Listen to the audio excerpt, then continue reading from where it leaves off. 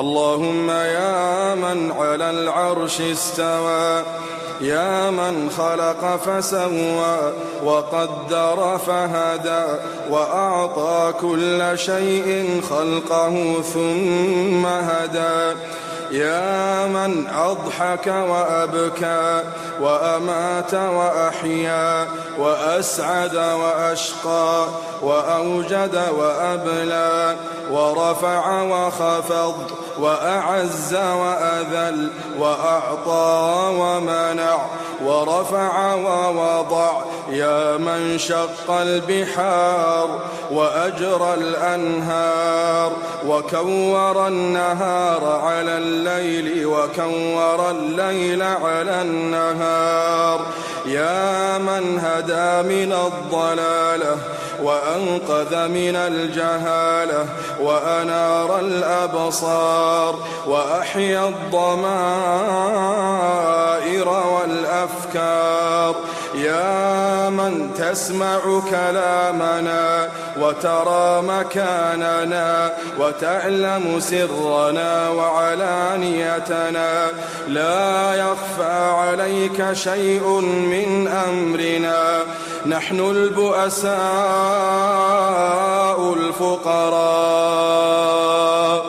المستغيثون المستجيرون الوجلون المشفقون المقرون المعترفون بذنوبهم، نسألك مسألة المساكين ونبتهل إليك ابتهال المذنب الذليل، وندعوك دعاء الخائف الضرير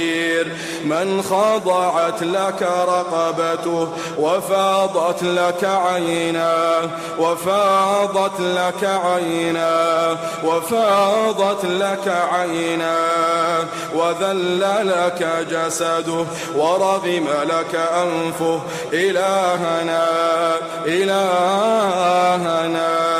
لبيك وسعديك، والخير كله في يديك والشر ليس إليك، نحن بك وإليك تباركت وتعاليت، إلهنا إلهنا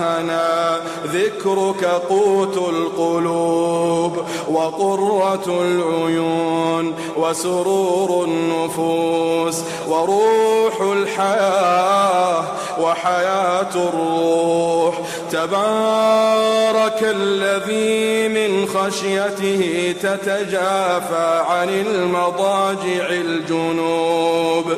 وبرجاء رحمته تتنفس عن نفوس الخائفين الكروب.